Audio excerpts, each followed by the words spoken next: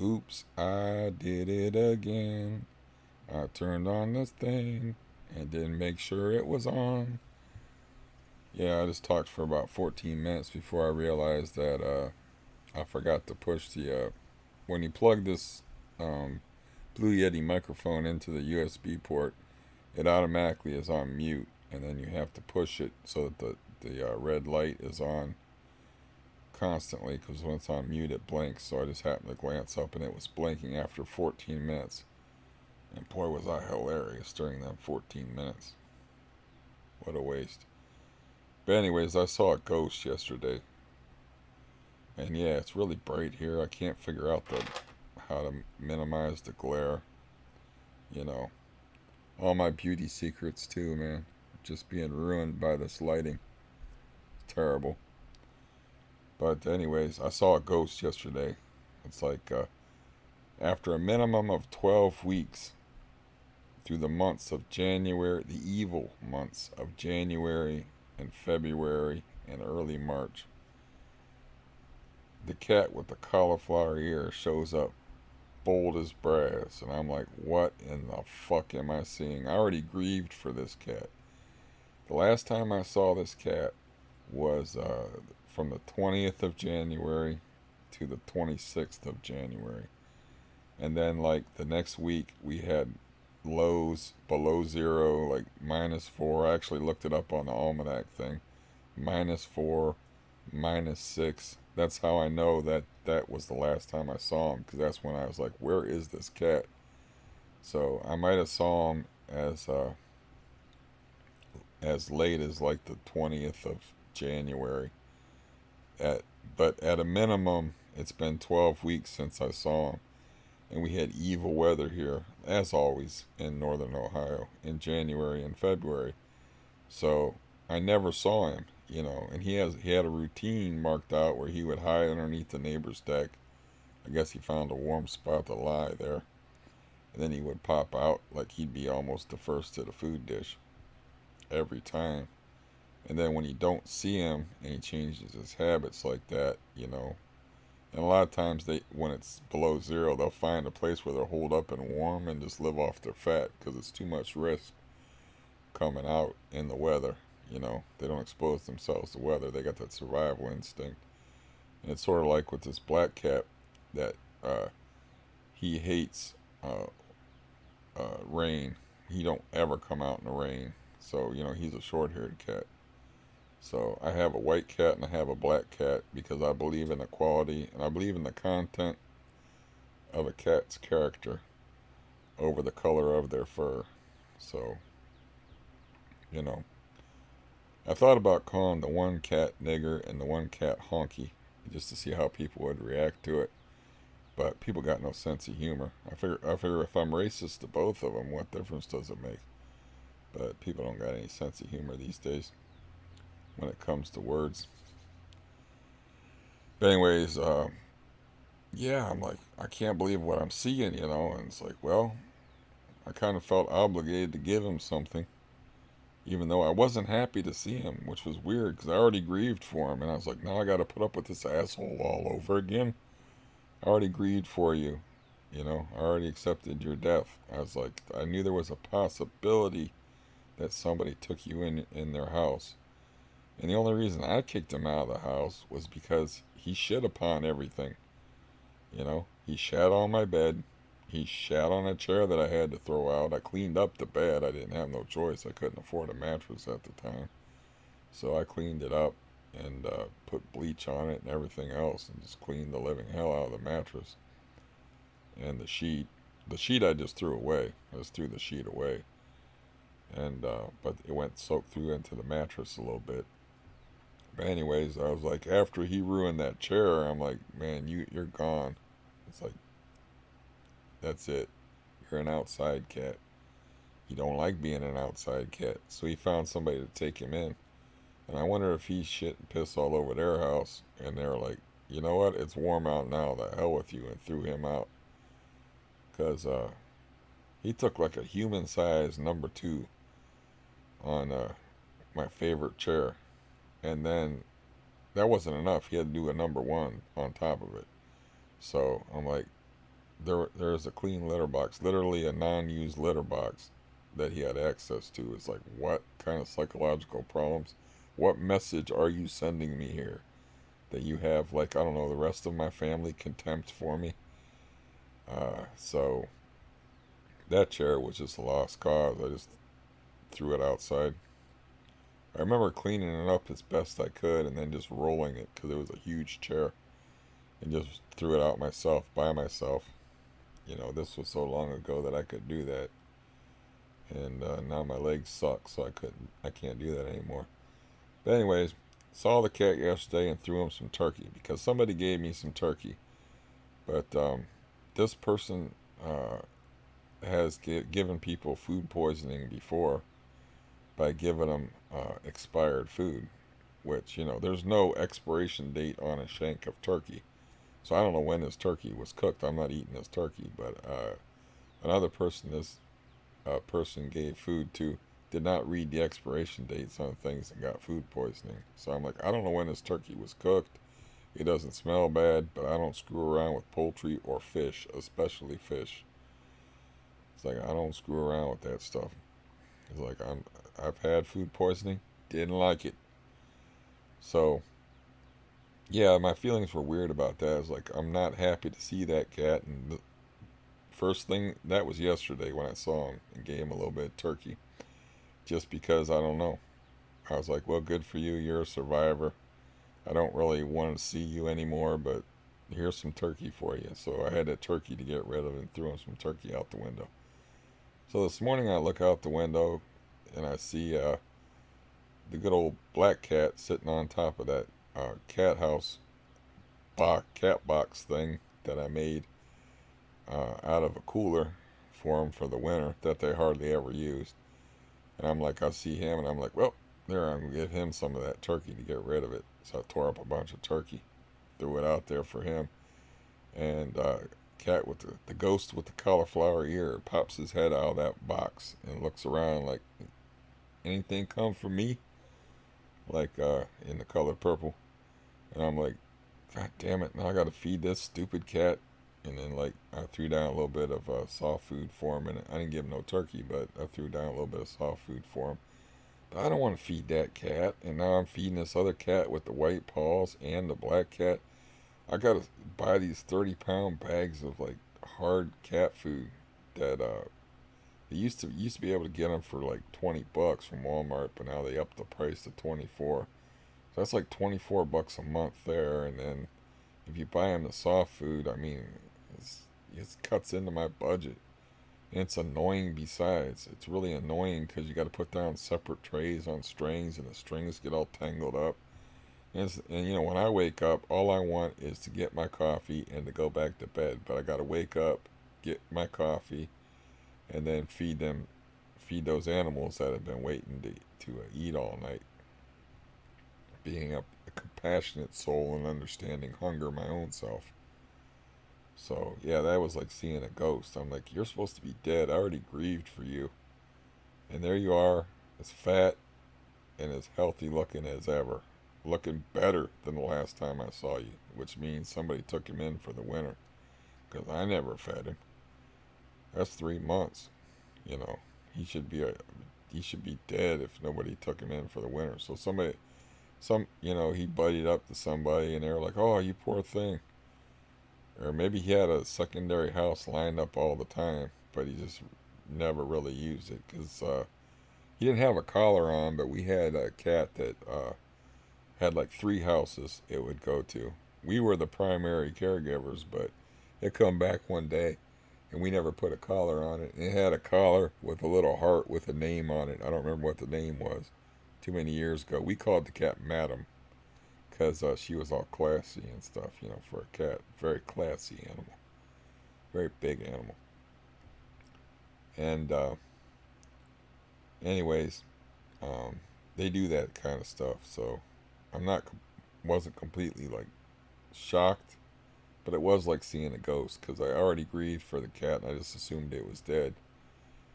It just must have timed it out perfectly, or it was already being fed by somebody and just kept hanging around their house when it got cold because the cat was like, Cat's pretty smart. I mean, it's an insane animal, just an insane creature, but it's pretty smart.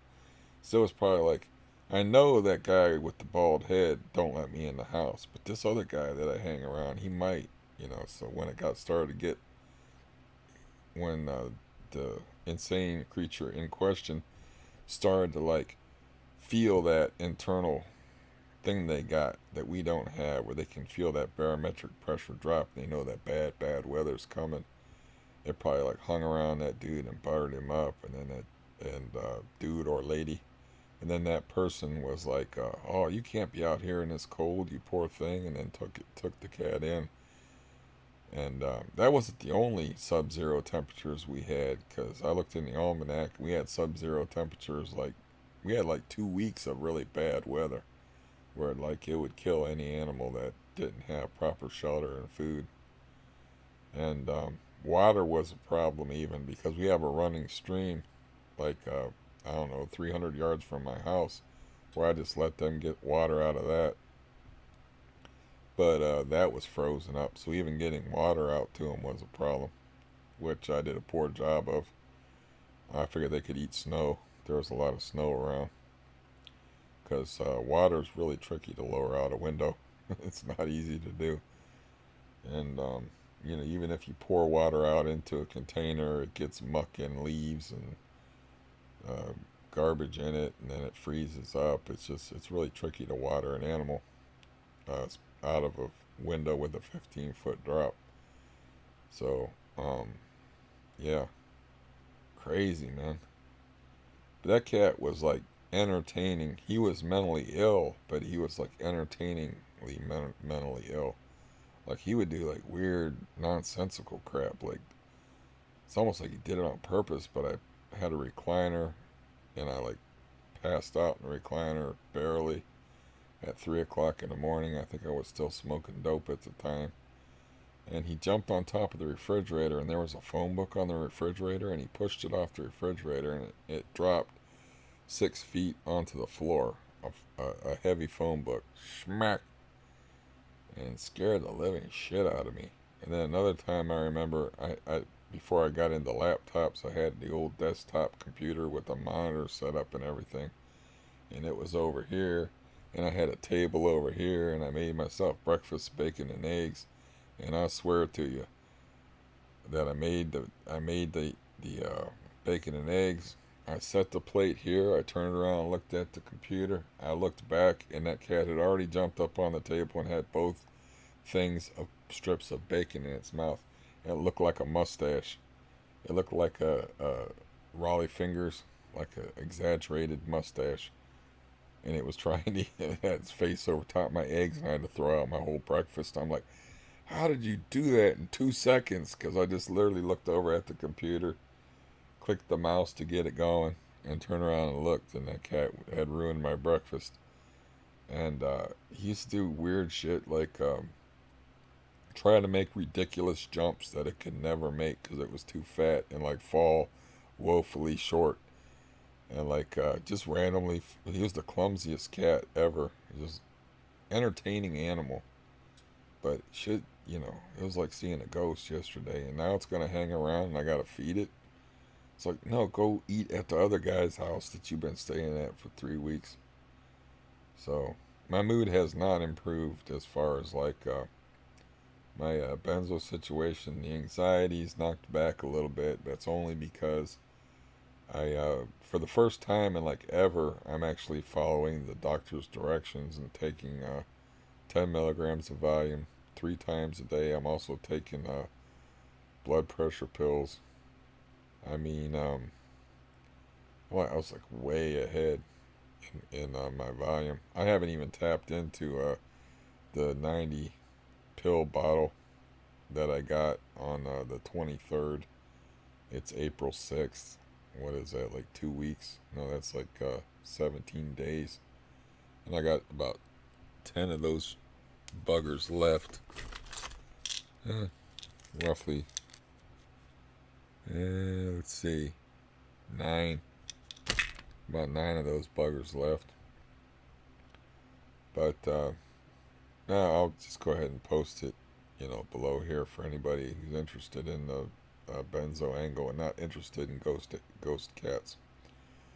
Um, my intake here recently, but I just started having a lot of anxiety. It's about my knee and not being able to walk, and about how I don't have any friends here in the city anymore. And I've been thinking a lot, like, I don't like my landlord. My friend with the boat that I moved in the neighborhood for. It's like he's not my friend. Um, the other friend that I wanted to play guitar with, he's not really my friend either. And I can play guitars with him over the internet, just like trade videos of us playing guitars over the internet, which is about all the only relationship I'm gonna have with that guy. I don't understand, either one of those guys. Um, except for they both smoke a lot of dope. Heavy pot smokers and heavy smokers, so it's not good for me to be around them anyway because I got the smoking addiction. It's like always want a cigarette, but if I'm alone, I'm cool. I don't smoke when I'm alone. I don't have access to cigarettes. I don't buy cigarettes. But another thing is, like, I'm getting secondhand smoke in this building all the time because everybody in the building smokes. There's only 4 units, but there's more than four. There's more than 3 other people living in here, and they all smoke. And it blows. It been blowing in through the vents like all winter. I'm smelling smoke when the furnace kicks on, and it's still like, it still comes in through the vents. Just I still smell it from time to time, and I'm around it all the time. So I'm like, if I can get my knee fixed, and if I can get my finances straight, there's no reason for me to live here. I don't like the landlord. He's a bad landlord, and it's like when I leave here, that's all I'm gonna say to you. I'm like, you're a nice guy. I almost said his name. You're a nice guy, you know, but you're just a bad landlord. It's like you let drug dealers live in a house with good paying renters, and the whole time since you bought this building, it's been nothing but trouble for me. It's actually affected my health adversely, and our relationship done. And it's like, yeah, I should just move. I just move and just leave this place trashed because I didn't pay no deposit on this place, so I don't have no deposit to lose. I was already renting here when he bought the place, and before he bought the place, this was a good place to live. And then when he bought the place, I was like, wow, this guy's a nice guy. He never bothers me, and he fixes things. But then he started just letting anybody live here. You know, I've had pot dealers, crack dealers, meth dealers, squatters, domestic violence people, um, hood people. He just lets anybody live here. He's no screening process. He supposedly has a 3-strike policy. That is more like a 40-strike policy, which he just doesn't want the hassle of like kicking people out. It's like when I had to crack people here, I told him like, look, man, I've seen the deals go down. I've seen people counting out money on the porch. He has these pat answers that make me want to punch him in the face. Where I know it's formulaic. Where he's like, well, you're gonna get noise like that when you live in a multi-unit building. I'm like, he's probably said that 4,000 times in his life. He's not listening to what I'm saying. This isn't normal noise. That's what the kind of stuff that he said when I was complaining about the interracial couple with the great big 250-pound black guy that I became an enemy of, and the little white girl. Where finally he pushed the front door open so hard that he dented in the doorknob swung around and dented in the side of the building, and then I just said, "Come look at this," and showed the landlord that, and then that was the final straw that got him kicked out. But before then, he'd say stuff like, "Well, when you live in a multi-unit building, you're gonna have to put up with a certain amount of noise." These people would have knocked down, drag out domestic screaming, yelling matches through the hallway, outside. I mean, driving me and the wheelchair guy who's been here almost as long as me crazy, and he would just give those pat answers, just because he didn't want to deal with it. He's like, well, those people are paying me rent, why do I want the hassle? So there's really no reason for me to live here. I liked having the backyard and the woods and all that oxygen coming in from all those plants and trees and stuff back there. There's a nice stream by there, and there's a park and all that. But really, I don't have any reason to live here. This landlord's not going to change. He's an idiot. And, like I said, anybody that lets their dad pick through junkies' garbage to where I got to tell the dad to put gloves on. And then he's like, oh, my dad said it wasn't that bad. It's like, and he's always, I've told all the stories about the Clint guy where he's like, do you know this guy's last name? No. He said he had a job. Do you know where he works? No. And it's like, you don't know anything about this guy. He's like, I didn't say what I should have said. I said, you're just happy to be getting that guaranteed money from Coleman Outreach. He's like, the apartment's paid for and you just don't want to mess with it. Just tell him the truth. When I leave here, I will tell him the truth. I'm like, you have these illusions about yourself that you can read people, but you look at your history as far as, as far, I like you personally, but you're just a horrible landlord. And it's like, look at your history and look at the people that you let live here. And, it's like I'm like, I know this other guy that rents out properties, and he's like, you're the perfect tenant. You're like, you're the exact, you are a valued commodity among people that rent out properties, because you never have any complaints about you. You never make any noise. You never make any trouble, and you follow the law. And you're not in the interpersonal squabbling inside the building. He's like, you're the ideal tenant. You're like, you're like a blue ribbon hog of a tenant. And he's gonna lose that. But if I get my knee fixed up to where I can move the fuck out of here, I'm just gonna leave this place fucking trash. Just payback. Because I'm not busting my ass cleaning this place up for somebody that leaves an 8-foot hole in my wall for like 4 months. And, cost me money on the electric bill. And then when I tell them I got a disconnection notice on my electric bill, and he doesn't even bat an eye. He doesn't even care. That, like, yeah, that's your responsibility. If somebody has an 8-foot hole in their wall, it's kind of your responsibility to fix that. In fairness and out of honesty, I told him, well, now that I got that cardboarded up, that's not really a priority anymore to me, because all I'm worried about my knee, which is my way of saying I don't want to deal with your stupid ass, because I have enough problems, So he'll be happy to leave that sit for the duration. If I don't complain about it, I'll have that cardboarded Walmart cardboard duct taped to my wall from ceiling to floor, um, for as long as I live here. So I was actually thinking those gloomy thoughts yesterday. My head's still in a bad place. Um, I still don't feel very well physically, and I'm taking more benzos than I have been taking, which I'm not exceeding my prescribed dose, but I was just getting too much anxiety and feeling too many heart things going on, and some of it wasn't my imagination or wasn't anxiety. I can feel my heartbeat.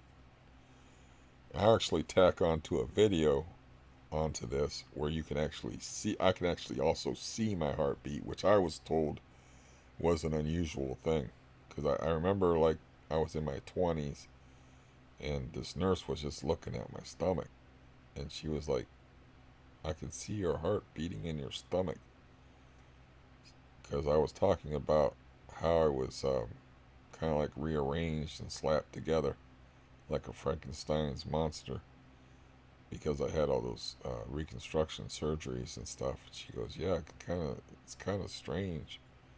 So I don't think most people, unless they're very, very thin, can see their heart beating in their stomach. But I'll tack on a video on this that I made. I was like, it's just a weird video of like a minute and a half. Um, but anyways, um, yeah. Now, as far as that boat being out there, I don't even want to sell that boat just because I don't want. I'm not. I'm in the Benzo doldrums, where you're just like I'm in like. Um, I guess I have to, being part of the community. I guess I have to use those phrases that I don't like. I guess this would be a wave. Uh, uh, I think of it as a doldrums though. Like where you're just stuck. Like doldrums is like when you don't get no wind on the sea. In case that's a weird word to people. But um, instead of a wave out on the sea that you're kind of riding and like riding out, I think of it as just being stuck in a bad place. Like I've had that scooter in a box for 2 days now. I've had no desire to open it and reassemble it. It should be easy to assemble because they're made that way. But I haven't even broken that out in 2 days. And so, yeah, not doing all that groovy. Um, and as far as that boat, like I would give that boat away right now. It's got a weird trailer hitch size. If I was going to advertise it, I have to find out um, what kind of trailer hitch they would need. Because when I bought the boat myself, like we didn't have the right size trailer hitch. So I might actually have to uh, invest money in it and buy a trailer hitch that's the right size. I guess they have like adapters and stuff. I don't know how it works. But I remember when I bought it, we had the wrong size trailer hitch, and I had to go out and buy a trailer hitch just so we could move the damn thing. And then when it got moved here a few days ago, the guy actually had to just chain it up to his truck because he had two different size trailer hitches, and neither one of them worked. So it's got a weird trailer on it. But um, I suppose instead of just I could just give it away for like $500 and just be shed of it. We got a bright and sunny day today, and it's going to be in the 70s tomorrow. So I'm thinking I'll pull the tarp back. Yeah, I got to walk out there on my bad leg though, and pull the tarp back and just kind of help let it air out and take a really good look at it to see what I'm dealing with. And then we're going to have like solid rain starting tomorrow night. So I'll make sure I have to use garbage bags, or I don't know what I got. I had a tarp, but somebody stole it because of my generous nature. But that's a story I told on here before, where yeah, these people were moving down the street, and it was raining, and they were putting furniture on, and it was like sprinkling, and it was very clear they weren't going to make it. So he saw a tarp outside, and it was a piece of shit, and he was like, "Man, can I borrow that tarp?" Just random stranger knocking on my door. "Can I borrow that tarp? We're moving." And he pointed down there, and I saw that they were actually moving. And I said, "That's not my tarp to loan out, but I do have a tarp, and you can borrow it. But you have to bring it back, and you don't even have to knock on my door. You can just throw it in the closet in the hallway." And I said, "You got to promise to give it back." And I shook the guy's hand. Complete stranger. Of course, he just stole it. But if I had that tarp now, I could add that tarp to um, the boat tarp and make sure it was covered up and no more water would get into it. But yeah, next couple days, maybe later on today, I'll go out there and I'll rip the tarp off of it and let this bright sunshine you see coming through um, air it out a little bit, because it smells musty and horrible in there, of course. And really get a good look at it inside to see what's what, to see how much damage my friend did to it. My wonderful, wonderful friend, who boat should already be sold for would have put $900 in my pocket and $100 in his pocket, but he didn't even look at it before he tried to sell it. When he pulled the tarp back, there was a foot of water in it, and Yeah.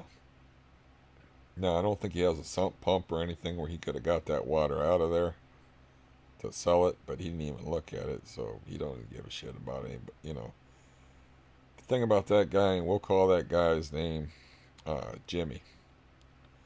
And I talked to literally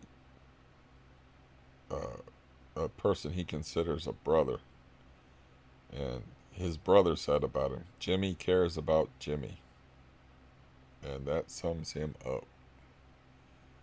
You know, he probably figured out, I wasn't going to give him. I did tell him I was going to give him a cut of that, so I still don't understand why he didn't. Well, I do understand why he didn't go out there and, check. Why would you try to sell something for as much as $1,000 and not look at what you're selling first and inspect it and make it look as good as possible? But I've already covered all that crap and it's all just boring anyway. I'm talking just trying to loosen up my vocal cords. I figured taking a break from the baseball game, but I don't think it's going to work. I think I just have a bad voice because I went to sleep after 12 and I woke up before 6 in the morning. Haven't been getting enough sleep, so I think my voice is just screwed today. So I won't be able to work on my audiobook. Maybe I'm going to get on Walmart.com and see if I can buy. They might not sell stuff like that way though. I need some lemon and honey or something for doing these audiobooks. I actually read up on it, taking care of your voice. You don't want to talk too much. That's strike one for me. You don't want to drink too much caffeine. That's strike two because I got my cup of coffee over here and it's my second cup of the day. And you want to get enough rest. Strike three, I'm out. I'm out of voice. So what I can do in the meantime is I can practice, but you can't practice the same way. And I have a couple chapters I want to do really well because they have action sequences in them. We have to read fast and, but I could maybe do one of the ones that's not the non-action parts of it where, I don't know. I don't even know if people like audiobooks anymore. You know, um, when I first discovered audiobooks, when Napster was around, I thought it was the greatest thing like ever. I mean, you kidding me? Somebody will read me a story like my mom used to read me a story, except for like they're professionals and some of them are like actors and can do voices and stuff. It's like that's awesome. That's just like the greatest thing ever because I love books. That's one thing my mom did for me is she uh, turned me on to books, and she also ruined my ear. But I've told this in other videos. But she used to sing to me all the time, and she had no clue what pitch was, and we didn't really have a lot of music in the house, so that's what I heard. So I can tell when something's wrong, but as far as singing, I could never really sing. And I have a really deep voice anyway, which makes it hard. When I sing something, I have to just make it my own and sing it my own way. Because of the way my voice is. But she ruined my ear as far as music and stuff. And there wasn't really any music in the house. I think my sisters had like a radio, and occasionally I would hear songs, but mostly my mom sang to me and read to me because she loved me, and she did a lot of reading to me, so that turned me on to books, and then I always read. Um, Shoot, man, always read. Probably from the first grade, I was reading for pleasure. I remember going to the library and getting all those Dr. Seuss books and reading them. And then by the time I was in fourth grade, I was reading stuff like Arabian Nights and stuff like that. I would read stuff and sometimes I wouldn't understand it. And then what further got me more interested in reading was I was like, wow, there's like dirty stuff in here. When I got a little bit older, I was like, they never show any of this stuff on TV. You gotta understand, this is the 70s. where it was a big deal when Hawkeye Pierce said "son of a bitch" on MASH. You know, that was the first time anybody said a really anything but damn or hell. He's called somebody a son of a bitch, and it was a big deal in the 1970s. So I'm like, damn, these people swear like sailors in these books, and they're fucking, and there's descriptions of women's bodies and stuff. So that got me even more interested in reading, and so I read many books. Not everything. People always say call me well read, and I'm like, I wouldn't say that. I just read a lot of books. That doesn't mean you're well read. Well read to me is like you read a wide pool, you know, like you read all the classic books. And somebody was on here talking about Ayn Rand. It's like I've heard interviews with her, and I know that she's a respected philosopher and author and whatnot, and I know of her, but I never read anything by her, you know. I read a lot of other stuff. I remember actually being a kid reading Lord of the Flies and being like, wow, you know, just like in another book that I didn't like, which is Hearts in Atlantis, where the kid was, there's like the old guy in it, I forget his name, something Brodigan, but he was turning this kid on the books, and he's like, yeah, you're ready for something a little different. Then gave him Lord of the Flies, and he read Lord of the Flies as a young kid, and he was like, wow, that's like how I was. It's like the part with the pig head on a pole, where it started talking back to him.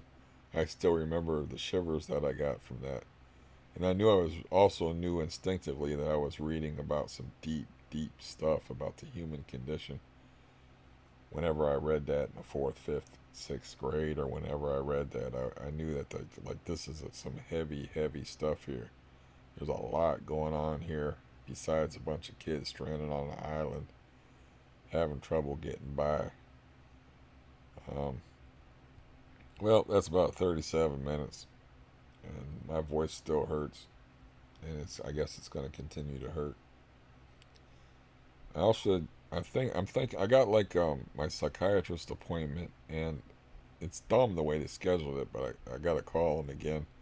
I got my psychiatrist appointment and my therapist appointment on the same day, and I got to find out the differential because like my psychiatrist appointment is at 1 p.m.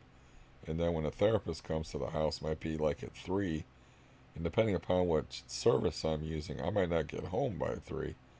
So I'm thinking about just canceling the psychiatrist appointment and just saying that I have a bad leg that needs surgery, because I already have like 100 Valium, 10 milligram pills of Valium in the house. That's all he really does. He doesn't really talk to me about my problems. It's like they're like 15-20 minute visits with the guy, you know. This is like twice the time that I spend in there. It's all about, that guy's about prescribing stuff. You talk about your problems with the therapist and whatnot. So I'm thinking also I got that other pill bottle that's good till June, where I can get 120 more volume. Because I'm staying on volume until I get this knee situated, because it is bad news. All I did that one day when the boat came was move. This 2 days ago. It's a Sunday. This was a Friday. I think that's right. All I did was like move around a bunch of garbage cans outside and a wood pile, and I'm laid up for like 2 days. So, you know, I don't want to be messing with this freaking leg, and it's been grieving me. So I'm thinking about like, yeah, I'll just reschedule that appointment for further down the road. I don't think it'll be a big deal um, to the guy. And you know, my I'm supposed to be running out of volume on the 23rd, so that might be a concern to him. You know, I don't know when the rescheduling is going to be, but it ain't no concern to me because I got 100 pills. in the house, and I got another pill bottle where I can get, I think, yeah, it's for 120. So, that's like by the time the 23rd rolls around, roughly 100, I'll have roughly 210 milligram tablets of Valium. So he could make the appointment for July. It wouldn't matter to me. Um, so yeah, I think I will do that though, because I had that person that I wanted to help out, and I was like, well, um, but I don't want to rearrange my schedule and like my appointment's at 1, and I get transportation in there at 8 o'clock in the morning, and then this person with the heavy problems and certain um, we'll say drug issues, just issues, say just crap out on me like people with issues tend to do, you know, real good at breaking promises they are. That was very Yoda-esque. Really good at breaking promises they are. But these drug-addled people, but I'm not going to try to be any more clever than that because, yeah. I was like, boy, I wish I could do like a whole Yoda rap, but no. I don't mind looking foolish and all, but that's really not my thing. But anyways, it's like they told me I was like, well, here's this $20. I want to hear from you on the first though. And they're like, well, you'll hear from me way before the first. I didn't hear from them until the fourth.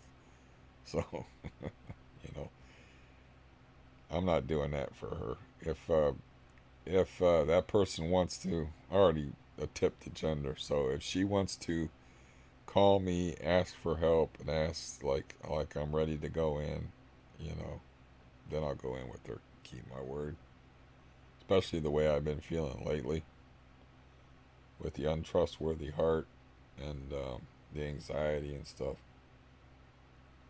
I'm not I'm not doing that to myself. So, and that'll thin the herd as far as my appointments and the things that I have to do. And then, I just want to concentrate on the leg and getting my leg surgery. That should be enough. I was thinking like I should at least open up the box to the scooter and take a look and like read the instruction booklets on how to assemble it today. Maybe that'll be my goal for today. Is doing that since I got the depression and I got the benzo withdrawal symptoms going on. So you mix those two together, it's not a good mix. You're not going to get a lot done. I was able to get some of my audiobook done, which is cool because I don't have to move out of bed to do that. Thanks to Mr. Microphone over here. And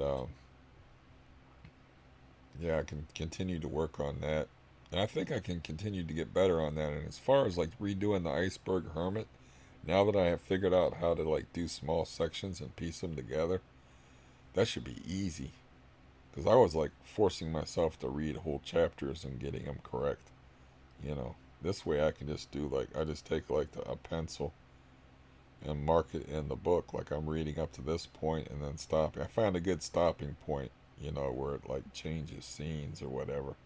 And I'll put like a little X and I'll just read like 5 to 10 minutes at a time. And I can usually do that without screwing up more than 2 or 3 times. I'm pretty bad though, because I just want to, especially like the way this book is written. It's written in such an alien manner to me that I don't write like that. I don't talk like that. So yeah, it just throws me for a loop the way things are worded in there. So like I'll take a pencil and I'll circle parts of it to be like, this is the way this is phrased. Do not, this is, I'll run through it and I'll make the mistake, and then I'll like, so even the 5 and 10 minute sections at a time, it takes me, oftentimes 2 or 3 run throughs, and then I'll circle the parts where I trip, where I have to reword it because it's not worded right. It's like, this is stupid the way this is written, so as far as the iceberg hermit, now that if I could work out a system with this, I would actually love doing this. Actually love narrating books. I just can't do voices effectively. But I'll just keep doing it and doing it. And, that's the way you get better at things. I'll get a system worked out. One thing I'm really good at is making too long videos, because this is 45 minutes now. I intended to tell you about the ghost cat and the rearrangement of the appointment with the psych guy, and how many volume I had, and how I've increased my volume intake. That's really all I intended to talk about. But I like to talk. So, yeah. So anyways, I will show you some, this is just a weird thing. I don't know, I don't even know if other people are like this, because I don't know what normal is. I've left normal a long time ago. That's why I'm laying here without a shirt on the internet, covering up the girls, is because um, my body is abnormal. I don't know what normal is. I don't remember what normal is. I have vague memories before my first spinal surgery, and when I was 16 years old. But I am 51, and my math isn't that great, but that's 35 years ago. So, what do you remember from 35 years ago, or how clear is your memory from 35 years ago? So, um, anyways, so yeah, be prepared to see something weird. But I don't even know if it's that weird, but it's definitely a weird video. Um, but whether that's an unusual thing or not, I don't know. Maybe all people can see their heart beating in their stomach. So, like when I have tachycardia or accelerated heart rate, I can look down and I could just about take my pulse by looking at my stomach. That's got to be weird, right? Anyways, check it out. Goodbye. Okay, the first thing you're probably going to have to do is full screen this to see what's going on. Because as we know, many things do not show up on camera the same way they do in real life. For instance, my incredible handsomeness and chiseled features. But I was in a psychiatric unit in the early 90s, and maybe it was because she's used to dealing with people's heads and hadn't seen too many bodies. And I was just laying there shirtless, and I was talking to her, but she kept looking at my stomach. And I'm like, why do you keep looking at my stomach? And the nurse in question said, it's because I've never seen anybody's heart beat in their stomach before. I can see your heartbeat. And I'm like, well, that's because they Frankenstein me and slapped me together back in 1986 and took parts out of me and reconstructed me. And ever since then, I've been able to see my heart beat in my stomach, and I can almost take my pulse just by looking at my stomach. And I have no idea what normal is, because obviously I don't wear a shirt, and a shirt is like an Iron Maiden to me. So I have no idea what normal is. Whether all people that are skinny anyway can see their heart beat in their stomach, I don't have any idea. This might be a stupid little piece of a video, but what has ever stopped me from being stupid or acting stupid before? I don't care. That's about all the time I got, because this is a short clip. So, until next time, America, this is Paul Harvey signing off.